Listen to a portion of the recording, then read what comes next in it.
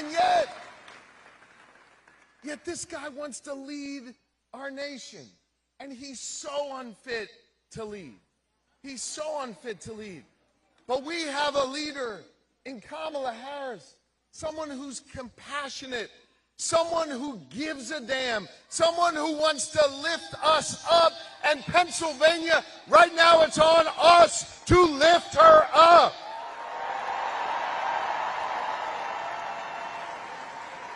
Now, I've been talking a whole lot about Bob Casey and Kamala Harris. I want to close by talking about all of you, my fellow Pennsylvanians. Kamala Harris and Bob Casey's names may be on the ballot, but here's the thing. It's your rights. It's your futures that are on the line. And here in Pennsylvania, you have awesome power to shape our future, to think about the kind of place you want your kids and your grandkids to grow up in. And hear me on this. You don't just have this power because, you know, we're the swingiest of all swing states, you know, politically speaking, of course. Right? Right? You don't just have this power because we're a swing state. You have this power because our ancestors gave it to you. And their ancestors gave it to them. And those who came before us handed down to us this mantle of responsibility. And it was born here in Pennsylvania, that sense of responsibility. And it started here not a year ago, not 10 years ago, not 100 years ago, but 248 years ago. You see, 248 years ago, just down the road in Philly, a band of patriots came together to declare our independence from a king. And let me tell you something. I don't care what the Supreme Court says. We're not going back to a king in this country. We are not. But we're not going back. We declare our independence from a king. And then our ancestors and theirs and those who came before us, some of them, took up arms, secured a nation, and then gathered again in Philadelphia, Pennsylvania, in Independence Hall. They came together to write a document. Hear me on this. An imperfect document. A document that didn't include all of us, but a document, importantly, that set us on a path of self-determination, that said in this nation we could define our future. We could be the determiners of our destiny. That is what the Constitution said. After that band of patriots signed that Constitution in Philadelphia, one of my predecessors, sounds crazy to say, Ben Franklin, former leader of Pennsylvania. I know, it's crazy to say, right? Yeah. Ben Franklin signed the Constitution, and he walked out onto those cobblestone streets of Philadelphia. He was met by a woman. She looked him in the eye and she said, "Mr. Franklin, what do we have here? A monarchy or a republic?" Franklin looked her in the eye and he said, "We have a republic if you can keep it." Those 5 words, "if you can keep it," that's what's defined America over the last 2.5 centuries. That is what has called ordinary Americans to rise up, to demand more, to seek justice, and to try and build a future that was more tolerant, more equal, and more free. A future that after 2.5 centuries would come to include all of us, would come to bring all of us to the table, would come to perfect our union, even though it is still imperfect and that work in progress. Pennsylvania, we have a responsibility to continue this work. We have a responsibility to heed the words of Franklin, if you can keep it, and do this work right now. In a few weeks, you're going to grab a pen. Some of you may have done this already, and filled out your ballots. And I ask you, when you're filling out your ballots, and make sure you fill out that circle real well. Stay in the lines. I ask you to think about that pen you're using, blue or black ink. And I ask you to think about whether or not you're just voting for a person, but rather writing this next chapter in our American story. Right? A chapter that we haven't finished yet. You see, the beauty of America has been, as we have written these chapters, we have always ended up better and stronger and more tolerant. And right now, we've taken a few steps forward in this chapter, but we've also been knocked back a step. Because my daughter and daughters out there all across America today live with fewer rights than they had the day they were born. We are not finished doing our work. We're going to restore Roe under Kamala Harris and protect our rights and freedoms. We're going to build a more tolerant nation. We are going to build a more just society. We are going to fill in that circle for Kamala Harris and Bob Casey, and we are together going to write this next chapter in our American story. Pennsylvania, it is on your shoulders. Are you ready to build a more perfect, a more just, a more free society? I know I'm ready for it. I know you're ready for it. Let's get to work, Pennsylvania. I love you guys. Thank you, thank you, thank you. Thank you. Thank you so much. I love you. Thank you.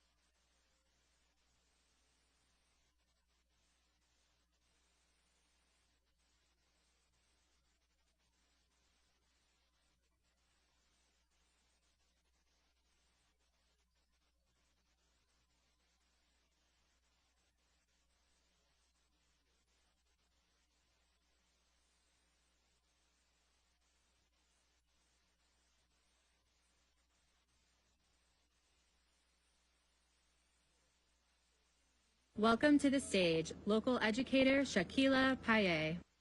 This girl is on fire. This girl is on fire. She's walking on fire. This girl is on fire.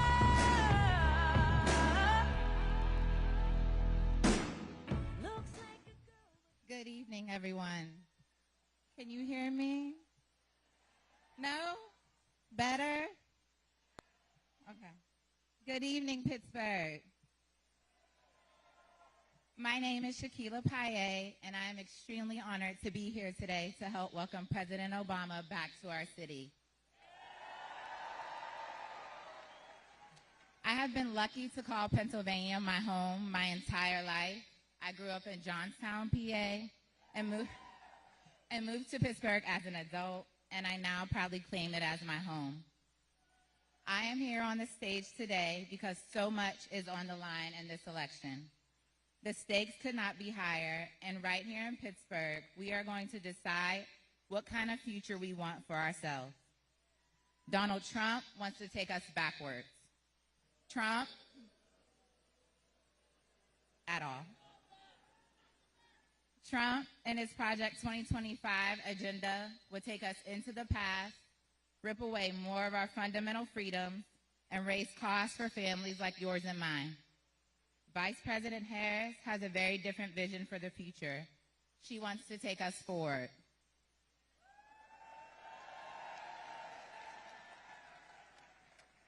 Listen, I spend a lot of time with the future as a kindergarten teacher at the Urban Academy Charter School of Greater Pittsburgh. I spend every day with a bunch of youngins, and when I think about what kind of world I want my students to grow up in, I think of the future Vice President Kamala Harris and Governor Tim Walz are fighting to build. I think about a future where every single one of my students can make a good life for themselves and get ahead. I want them to be able to get a good education, one day buying a home, and not worrying every night about how they'll pay their bills or buy food for their families.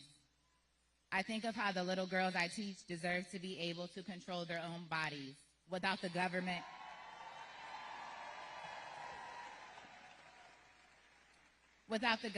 interfering with their decision about when or if they want to start a family. And that's the future that Vice President Harris is fighting for. That's what's at stake in this election. I'll be honest, for a while, politics have felt distant to me. I voted for President Obama in 2008 as a first-time voter, and then again in 2012. If anyone is wondering whether your vote matters, whether your voice matters, let me be very clear. They absolutely do. Just a few votes at every polling place this year could make the difference between Donald Trump forcing his Project 2025 agenda upon us and Vice President Harris taking the oath of office in January and fighting for each and every one of us here.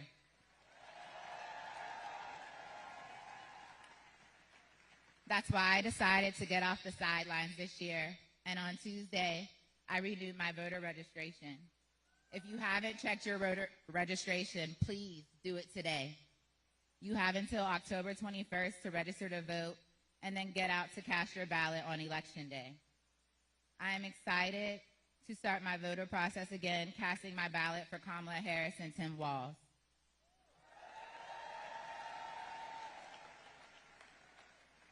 President Obama has told us, all of us, that we have the power to decide our country's future, and I'm going to do just that. We need to create the kind of change we want to see in this country, and we are going to do that by electing Vice President Harris and Democrats up and down the ballot.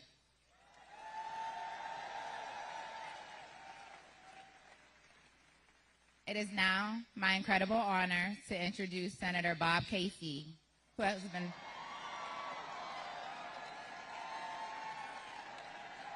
No, honey, I'm good. I can have another, but I probably should not. I got somebody at home. It's been a long night.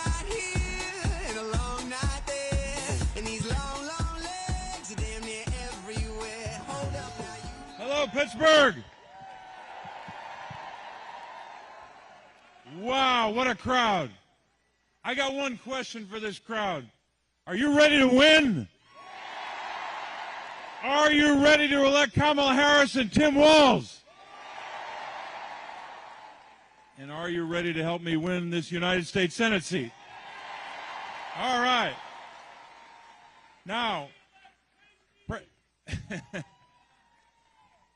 isn't it great to have President Barack Obama with us tonight?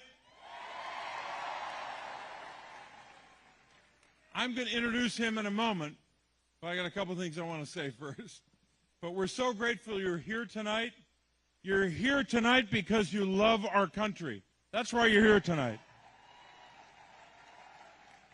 And I can't thank you enough for loving your country enough to be here with us tonight. This is a fight this year about a lot of key issues for families. But I think at the core of this campaign, at the national level and here in Pennsylvania, it's a fight really about two things. The first is rights.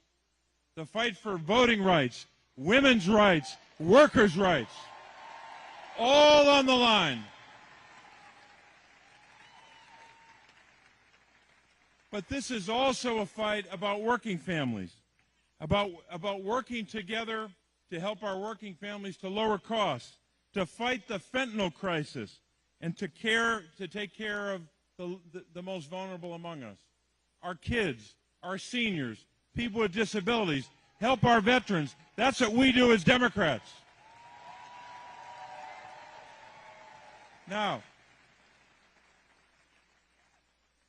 I got something to say about my opponent, just a couple things. My opponent is a former hedge fund CEO.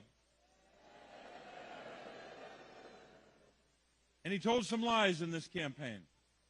He lied about living in Pennsylvania when he was living in Connecticut. He lied about how he grew up.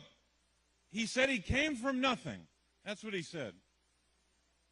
He had a pretty good upbringing like I did. We were lucky to have strong families and to grow up with a lot of advantages.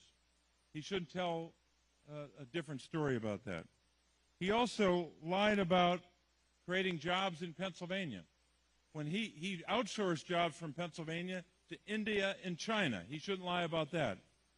He also lied. Well, we just get past that. But you know, this is a candidate who didn't vote in Pennsylvania for 15 years. While we were here in Pennsylvania working for the people, working all together like we all were, he was somewhere else. He was up in Connecticut. And you know what he was doing when he was in Connecticut as a hedge fund CEO? He was investing in China, not in Pennsylvania. Hear me out on this. He increased investments in China by 108,000% when he was a CEO. He invested in a company in China that made 90% of the fentanyl. He invested in Chinese oil companies and steel companies. He invested in China's companies making bombers and missiles to help China's military. Now, when he did all that, he was hurting our country and hurting the people of Pennsylvania. That's what he was doing. Boo was right. And you know what he also bet against?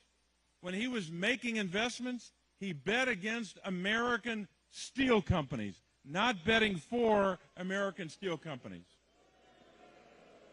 I want you to know, he's got some plans if he were to be successful. Here's one of his big plans. His plan is to give big tax breaks for, you guessed it, the billionaires, the people making a lot of money, and the biggest corporations in the world. You know what happens when they do that?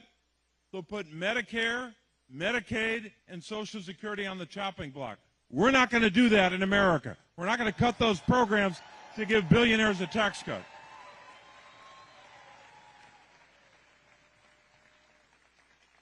Now, these out-of-state billionaires know that I won't vote for their tax cuts. I've already proven that. I voted against the billionaire tax cuts of 2017. So they're a little mad at me now. They're mad at me that I'm going after them on corporate greed as well. They're pretty damn mad about that. You know what they're doing? They're spending more than $100 million to defeat me in this race. Well, I got news for those billionaires. I'm going to beat David McCormick, and I'm going to beat those billionaires. Yep. Now, I need you to help me.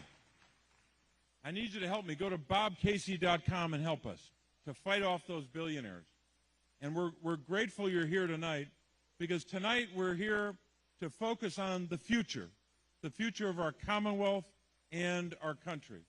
And tonight as well, we're honored tonight to welcome back to the city of Pittsburgh someone who's been here a lot, who campaigned here when he ran for president the first time, the second time, and helping candidates after that. You remember what he did. There's a lot we could list here, but I'll just make it very brief. You know what he did to lead our country in passing the Affordable Care Act, right?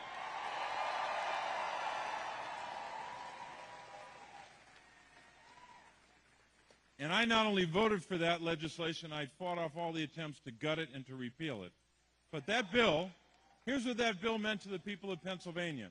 There are 1.4 million Pennsylvanians who have health care solely because of the Affordable Care Act.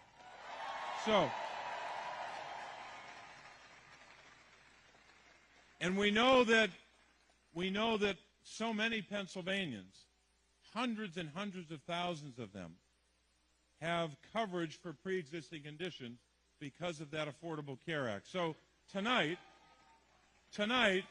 as we come here tonight to talk about winning these campaigns for Kamala Harris and Tim Walz all the way down the ballot, we're also here to welcome back to Pittsburgh and to thank him for his work for delivering for the people of Pennsylvania when he was president, the 44th president of the United States, Barack Obama.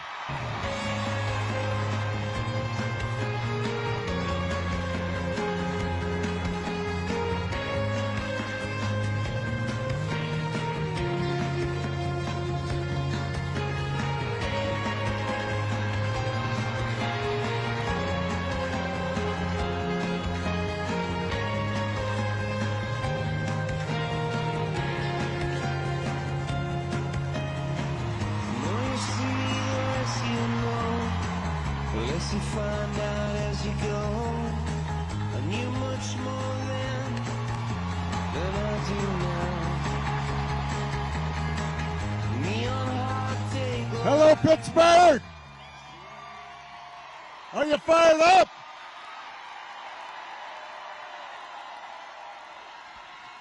Are you ready to go?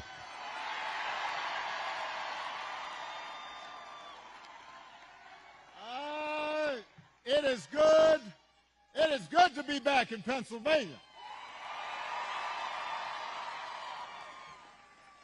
It is good to be back in Pittsburgh. I love Pittsburgh. You know, I love the people of Pittsburgh. I love the food in Pittsburgh. I don't usually do this, but this is a little bit of a Yelp rating. Just had some of Pamela's pancakes. I first had those like 10, 15 years ago when I was running, and I was all like, I need some of those pancakes this time out. And even though I'm from Chicago, some of you may know when I was a kid, I was a Steelers fan. So, and watching the Steelers this season, it seems I'm not the only guy from Chicago who likes being in Pittsburgh, because so far Justin Fields is doing pretty good. Now, before we get started, we have a little bit of work to do here. All right, so I want everybody to be, just settle in. We got some work to do. Before we get started, I did want to say that we are, heartbroken about the loss of life in Florida, North Carolina, states across the Southwest. We are thinking about people, families whose lives have been upended by the storms over the last couple of weeks. I could not be more grateful for the first responders and FEMA professionals who have put themselves in harm's way to try and help.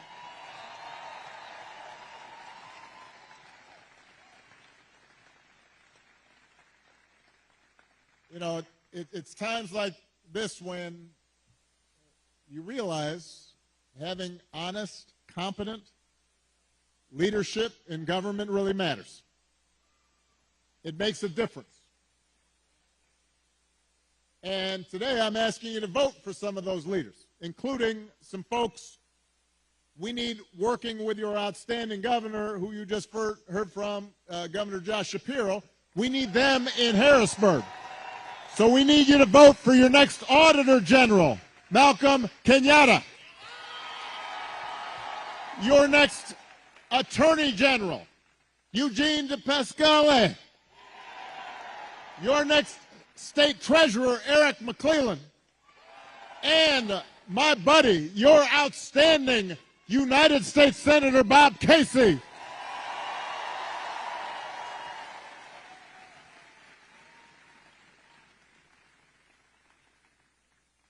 Now, here in Pennsylvania, there are 3 ways to vote. You can vote early, in person, at the county election office, or at a satellite office. You can also vote by mail. And if you need to figure out how to do that, just go to iwillvote.com PA to find a place to vote early or to request a ballot. And, of course, you can vote at your polling place on Election Day, November 5th. But if you're at this rally, let's face it, you're probably voting unless you are 12. So you also have to help your friends and family make a plan to vote. And even if you're 12, you can do that. Talk to your mom and dad and aunts and uncles, because together we have a chance to choose a new generation of leadership in this country and start building a better and stronger and fairer and more hopeful America. Now, you've already heard tonight, this election's going to be tight, because there are a lot of Americans who are still struggling out there. They're still striving to make life better for themselves, for their families, and for their kids. And let's face it, as a country, we've been through a lot these last few years. We had a historic pandemic wreaking havoc on communities and businesses. Disruptions from the pandemic then caused prices to spike, and that put a strain on family budgets.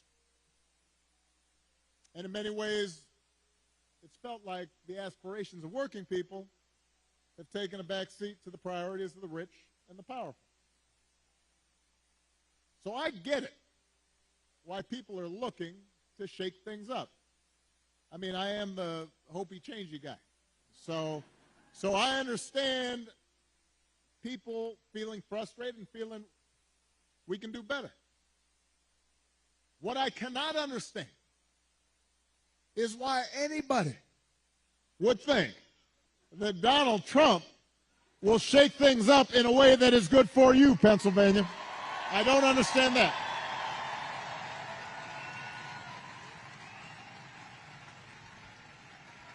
Because there is absolutely no evidence that this man thinks about anybody but himself. I've said it before. Donald Trump is a 78-year-old billionaire who has not stopped whining about his problems since he rode down his golden escalator 9 years ago. You've got the tweets in all caps, the ranting and the raving about crazy conspiracy theories. You got the 2-hour speeches, word salad, just, it's like Fidel Castro. Just on and on. constant attempts to sell you stuff. Who does that? Selling you gold sneakers and a $100,000 watch and most recently a Trump Bible. He wants you to buy the Word of God, Donald Trump edition. Got his name right there next to Matthew and Luke. I mean, you could not make this stuff up. If you saw it on Saturday Night Live, you'd say, well, no, that's going too far. No, he's doing that. It's crazy. And the reason he does it is because all he cares about is his ego and his money and his status. He's not thinking about you. Donald Trump sees power as nothing more than a means to an end. He wants the middle class to pay the price for another huge tax cut that would mostly help him and his country club buddies. Doesn't care if he costs more women their reproductive freedoms because it won't make a difference in his life. Do not boo. Vote.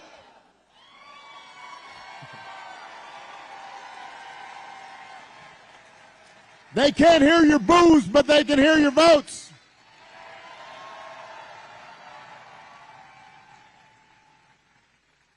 Most of all, Donald Trump wants us to think that this country is hopelessly divided between us and them, between the quote-unquote real Americans who support him and the outsiders who don't. Because having people divided and angry, he figures boosts his chances of being elected. And he doesn't care who gets hurt.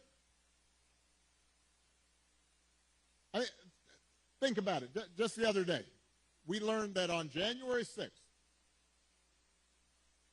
a couple years ago, Donald Trump was told that Mike Pence was in the Capitol about 40 feet from an angry mob chanting, "Hang Mike Pence." And his response was, quote, "So what? Don't boo." If Donald Trump does not care that a mob might attack his own vice president, do you think he cares about you? Pennsylvania, we do not need 4 more years of that. We don't need 4 more years of arrogance and bumbling and bluster and division. America's ready to turn the page. We are ready for a better story, one that helps us work together instead of turning against each other.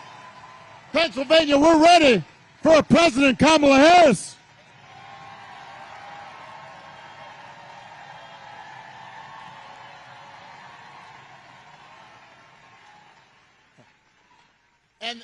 And the good news is Kamala Harris is ready to do the job.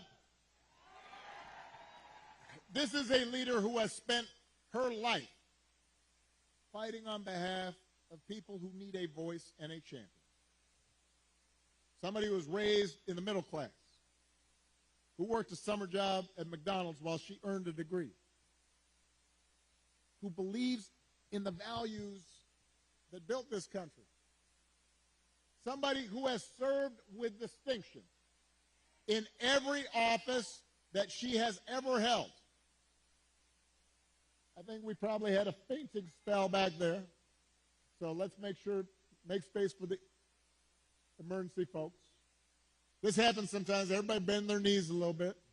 You've been standing for a while. You can dance if you want. I just suggested bend your knees. But she'll be okay.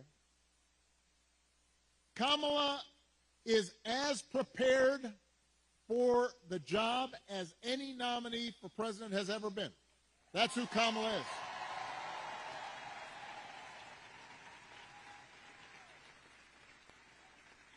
And in the White House, she will have an outstanding partner. in Governor Tim Walz. Tim is a veteran. He is a teacher. He's a coach. He's a hunter. He's been a great governor working with Democrats and Republicans to get stuff done. He can also take a vintage truck apart and put it back together again. You think Donald Trump can do that? For that matter, do you think Donald Trump has ever changed a tire in his life? I'm just trying to picture it.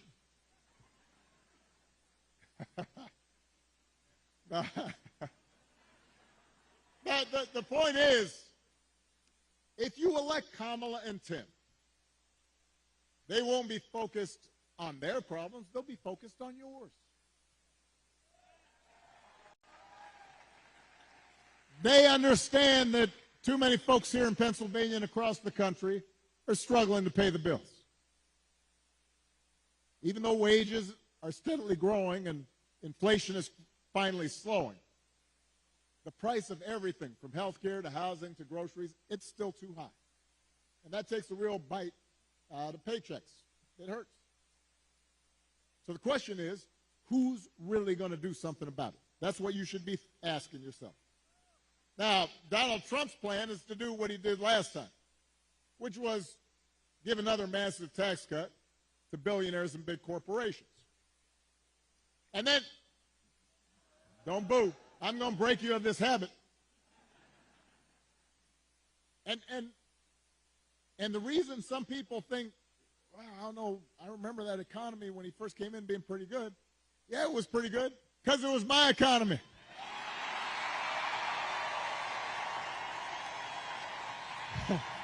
We had 75 straight months of job growth that I handed over to him. It wasn't something he did. I had spent 8 years cleaning up the mess that the Republicans had left me the last time. So just in case everybody has a hazy memory, he didn't do nothing except those big tax cuts. His other big economic plan now is to slap tariffs on everything, from food to TVs. Now, understand what tariffs are. Anything that's coming from that's made elsewhere and comes here, you slap extra money on top of it.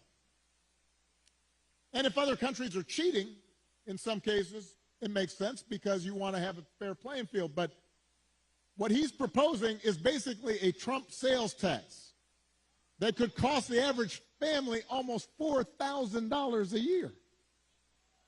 So if you're concerned about higher prices, that is not the way to get lower prices.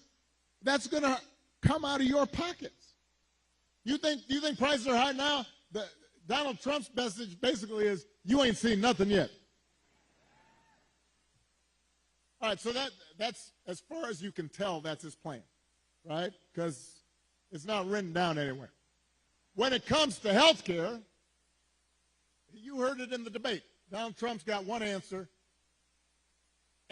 Ending the Affordable Care Act that 45 million people rely on. The other day, his running mate, J.D. Vance, you got to vote. The other day, his running mate had the nerve to say, Donald Trump salvaged the Affordable Care Act.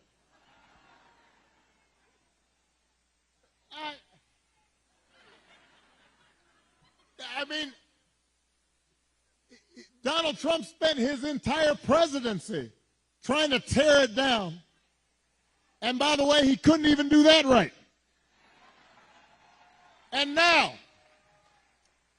8 years after he was elected, when he was asked about what he was going to do, he says he's got concepts of a plan for how he'd replace it. Now, I want you all to think about this for a second. let's say your boss gives you an assignment, a project. He says, I need this on Friday. And Friday comes around and he says, so, did you finish that project I asked for? And you say, well, I actually haven't started, but I have a concept of a plan. Or you could try it at home. Honey, did you do the dishes? I have a concept of a plan to do the dishes. How's that going to go over? If it wouldn't work for you, why in the heck should it work for the President of the United States?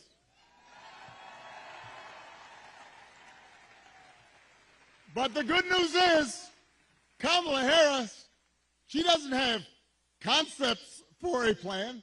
She has an actual plan to make your life better.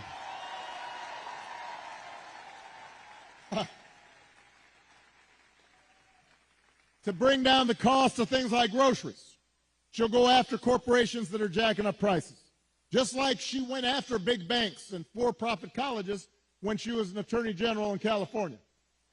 And believe me, when she does, nobody's going to want to stand in her way. I remember after the home mortgage crisis, Kamala pushed me and my administration harder than any other attorney general in the country to make sure homeowners got a fair settlement. It did not matter that she was pushing a Democratic administration. She was not going to let anybody stop her from winning as much relief as possible for the families who deserved it. And because of the work she did, those families got billions more than they would have otherwise got. That's the kind of president Kamala Harris will be.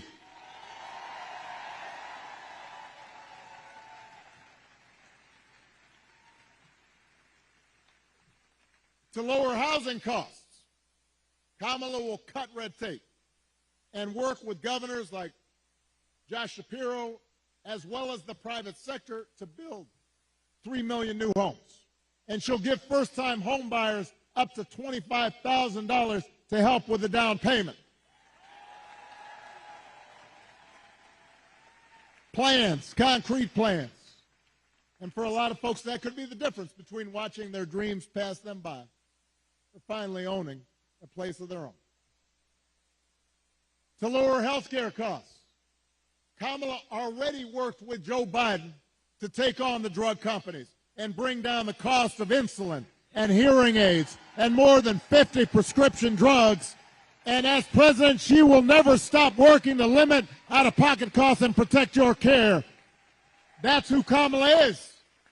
She's got a track record of doing it. And here's a big one. Instead of giving more tax breaks to billionaires and raising prices on working families, Kamala will give a tax cut to 100 million middle class and working people here in America.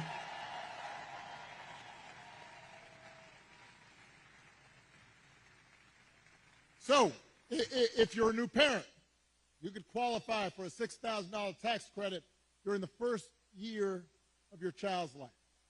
Because I don't have to tell a lot of you, raising kids is hard. And she wants to make it easier to afford stuff like a crib or a car seat or diapers. I remember buying diapers. I remember the first time I went in the store right after Malia was born. I was like, what? That's how much diapers cost? I remember changing diapers. You think Donald Trump ever changed the diaper?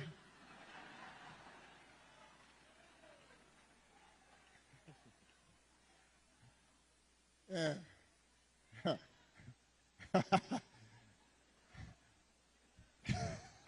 I almost said that, but I decided I shouldn't say it.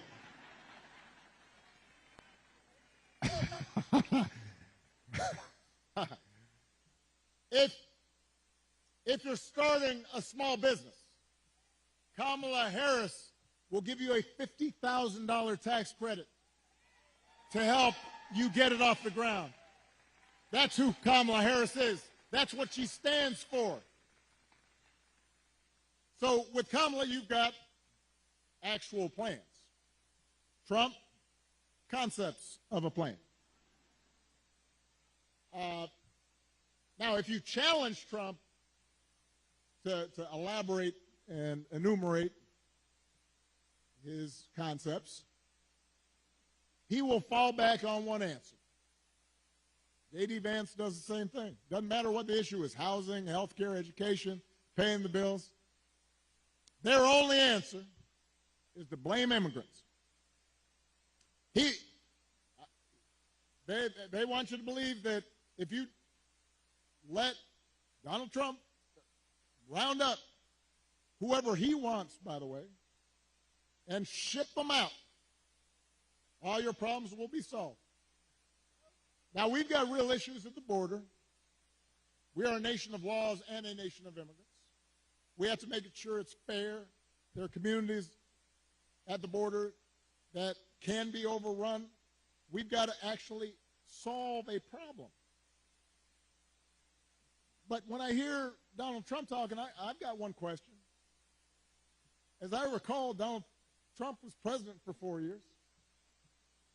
And if rounding up and deporting millions of desperate people and building the beautiful wall, and didn't matter whether some of those folks you rounded up were women and children, if that's the answer to everything, well, why didn't you solve the problem?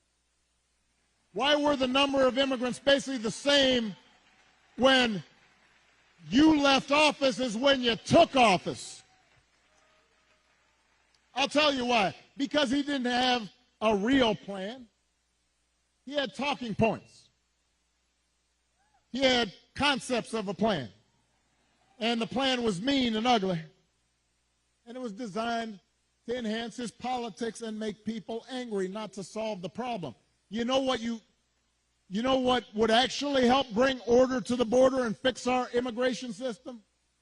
The bipartisan deal that Kamala Harris supported, even though it was written by one of the most conservative Republicans in Congress, the same bill that Donald Trump tanked on purpose because he thinks fear-mongering is how he's going to win this election. He told Republicans, even the ones who had originally supported, don't vote for it, because he doesn't want the problem solved. We don't need a president who will make problems worse just to make his own political circumstances better. We need a president who actually cares about solving problems and making your life better, and that's what Kamala Harris will do.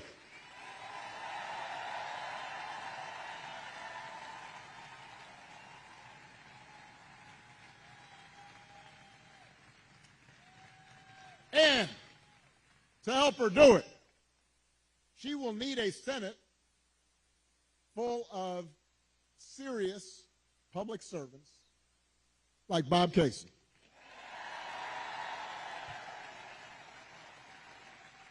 I'm going to talk about this man just for a second. I've known Bob for almost 20 years. I've watched his daughters grow up. I know his brothers and cousins, and let me tell you, there are a lot of brothers and cousins. And I can tell you that no one is more humble and more honest and more rooted in his community and has more integrity than Bob Casey.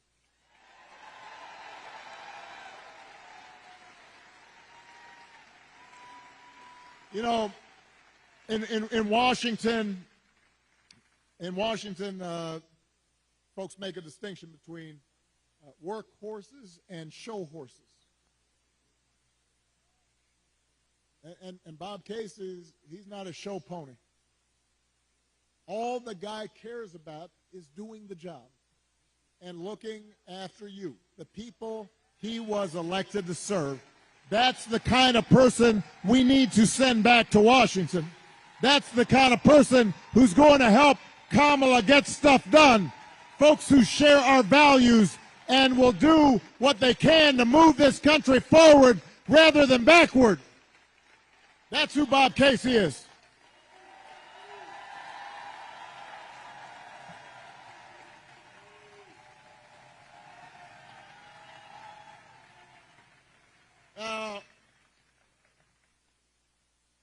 One of those values is freedom. And during election time, there are a lot of flags and there's a lot of talk about freedom.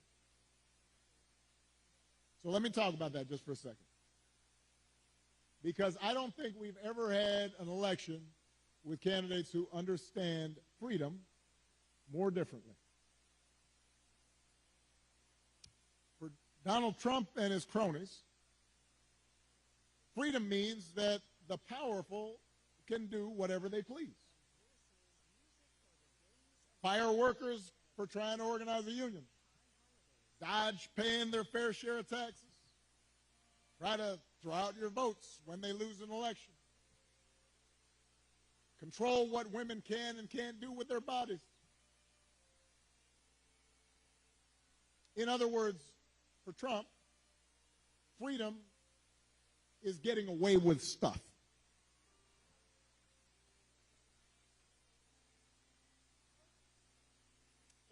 It's like he said in the middle of the pandemic. I don't take any responsibility at all. People were dying. I don't take any responsibility at all. Not sure any other president has ever uttered that statement. We have a broader idea of freedom. We believe in the freedom to provide for our families if we're willing to work. The freedom to breathe clean air and drink clean water and send our kids to school without worrying if they come home. We believe that true freedom gives each of us the right to make decisions about our own life, how we worship, who we marry, what our family looks like.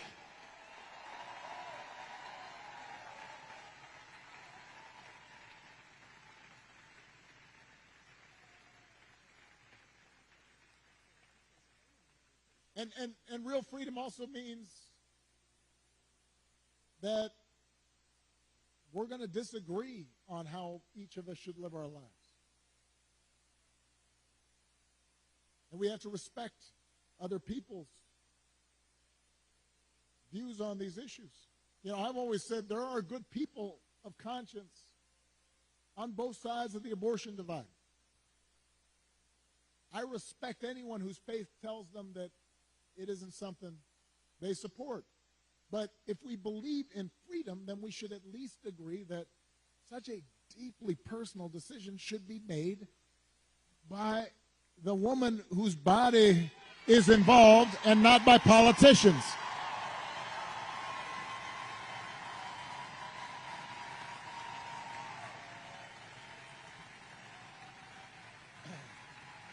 And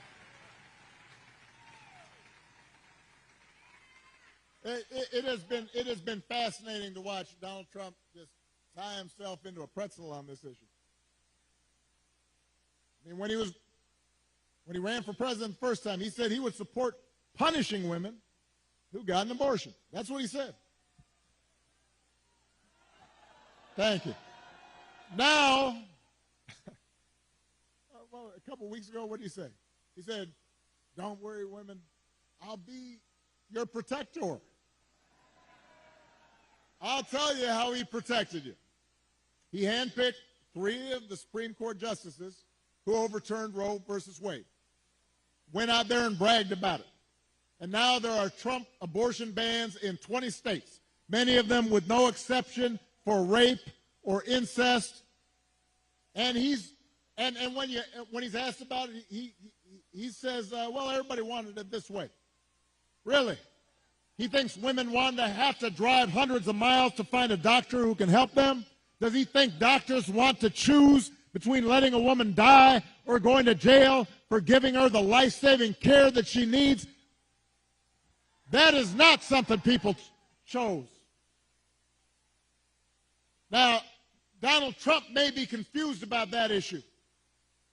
But let's not be confused. Let's be clear about what's at stake here. If you send Bob Casey back to the Senate, he'll vote to restore reproductive freedom that women had for nearly 50 years. And if Congress passes that bill, Kamala Harris will sign it into law.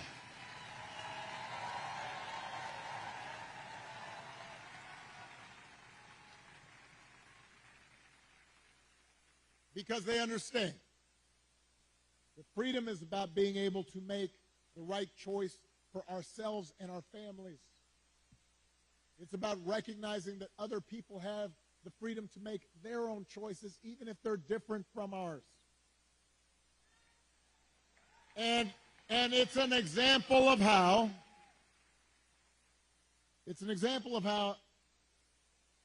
at the end of the day, this election isn't just about policies. It's about values. It's about who we are and how we treat each other. And the example we want to set for our children and for their children. And it's about character. You know, some of you know that when I was growing up, I didn't have a father in the house. But I did have plenty of people around me.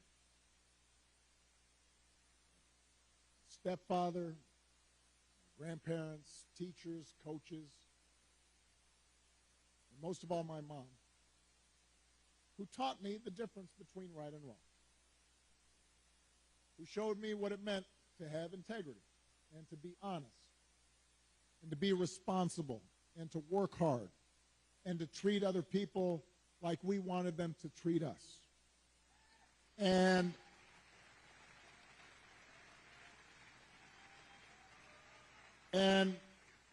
I had a bunch of role models out there who helped raise me to become a man, and I made mistakes, and sometimes I didn't live up to those values that had been taught the way I should have, and I was checked and I was corrected, and I internalized those values, and I tried to live up to them. And I suspect most of you grew up the same way. And you know, that process of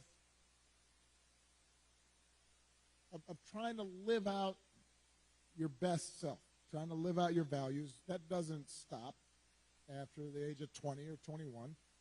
It keeps going. And as I got older, I continued to benefit from friends like Bob Casey and Josh Shapiro and others who would reinforce those values and who I didn't want to disappoint. And obviously my wife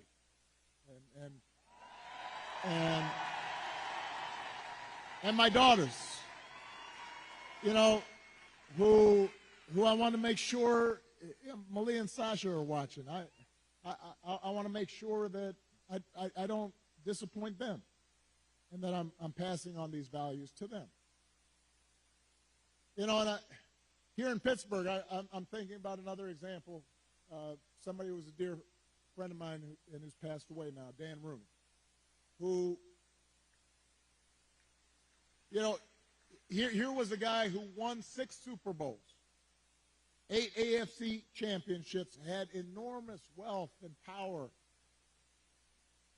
But I remember walking around, I guess it was Heinz Field by that time. I'm old enough to remember Three Rivers Stadium. Now I know it's something else. But Dan knew the name of every single person in the Steelers organization. You know, we'd pass by a custodian and he'd say, "Hey, Jimmy, how you doing? How's the family?" All the front office staff, he cared about them. He used his influence to get more black and brown head coaches hired in the NFL. He gave back to his community. He was known for his integrity. He helped support the peace process in Northern Ireland, became my ambassador to Ireland, and continued to help encourage people who were so far apart to come together. He had character. That's what I think about so much these days, because it's so different from what we see out of the Republican nominee. And it's been one of the most disturbing aspects of this election season about Trump's rise in politics, is how we seem to have set aside the values that people like Dan stood for and Bob stood for and that I was taught, and those didn't used to be Republican Democratic values. I mean, it used to be we'd have arguments about tax policy or foreign policy, but we didn't have arguments about whether you should tell the truth or not. We didn't make excuses for people who just violated basic norms of treating people fairly and with respect. I mean, just last week, I talked about this. We had one of the deadliest hurricanes in American history.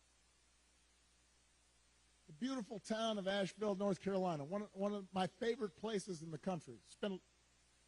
Spent time there, amazing people, devastated, hundreds of people killed.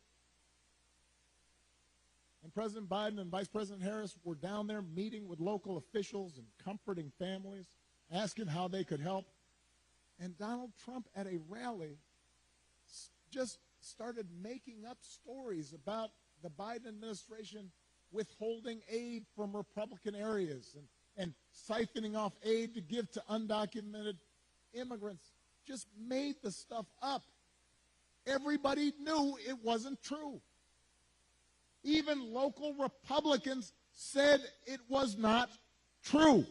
And now the people of Florida are dealing with another devastating storm. And I want you to watch what happens over the next few days, just like the last time. You're going to have leaders who try to help, and then you have a guy who will just lie about it to score political points, and this has consequences. Because people are afraid, and they've lost everything, and now they're trying to figure out, how do I apply for help? And some of them may be discouraged from getting the help they need. The idea of intentionally trying to deceive people in their most desperate and vulnerable moments. And my question is, when did that become okay? I'm not looking for applause right now. I want to ask Republicans out there, people who are conservative, who didn't vote for me, who didn't agree with me on it. I had friends who disagreed with me on every issue. When did that become okay? Why would we go along with that? I mean, if your coworkers acted like that, they wouldn't be your coworkers very long. If you're in business and somebody you're doing business with just outright lies and manipulates, you stop doing business with them. Even if you had a family member who acted like that, you might still love them, but you tell them you got a problem. And you wouldn't put them in charge of anything. And yet, when Donald Trump lies or cheats or shows utter disregard for our Constitution, when he calls POWs losers or fellow citizens vermin, people make excuses for it. They think it's okay. They think, well, at least he's owning the libs. He's really sticking it to them. It's okay as long as our side wins. And by the way, I'm sorry, gentlemen, I've noticed this especially with some men who seem to think Trump's behavior, the bullying and the putting people down, is a sign of strength. And I am here to tell you that is not what real strength is. It never has been. Real strength is about working hard and carrying a heavy load without complaining. Real strength is about taking responsibility for your actions and telling the truth even when it's inconvenient. Real strength is about helping people who need it and standing up for those who can't always stand up for themselves. That is what we should want for our daughters and for our sons, and that is what I want to see in a president of the United States of America.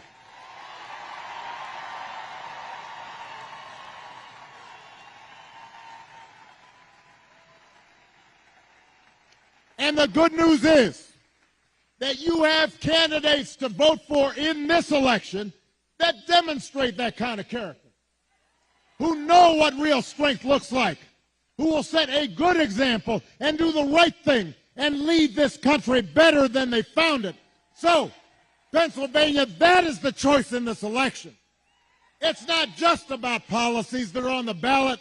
It is about values, and it is about character. So whether this election is making you feel excited or scared or hopeful or frustrated or anything in between, do not just sit back and hope for the best. Get off your couch and vote. Put down your phone and vote. Grab your friends and family and vote. Vote for Kamala Harris as the next president of the United States. Vote for Tim Walz as the next vice president of the United States. Vote for Bob Casey and this whole incredible Pennsylvania Democratic ticket. Help your friends and family members and neighbors and co-workers do the same, because if enough of us make our voices heard, we will leave no doubt about the election outcome. We'll leave no doubt about who we are and what America stands for. And together we'll keep building a country that's more fair and more equal and more just and more free. That is our task. That is our responsibility. Let's go do it. Thank you, Pittsburgh. Thank you, Pennsylvania. Let's go vote.